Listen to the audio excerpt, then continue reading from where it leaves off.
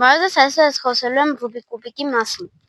Ռուբիկ կուբիկը մեխանիկական գլուխկոտրուկ է, որը ստեղծվել է 1974 թվականին, որը ստեղծել է Էռնո Ռուբիկը,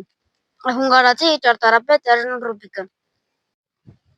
Այսօր Ռուբիկ կուբիկը ունի միլիոնավոր երկրպագուներ։ Ռուբիկ կուբիկի պաշտոնական ռեկորդը 3 վայրկյան 13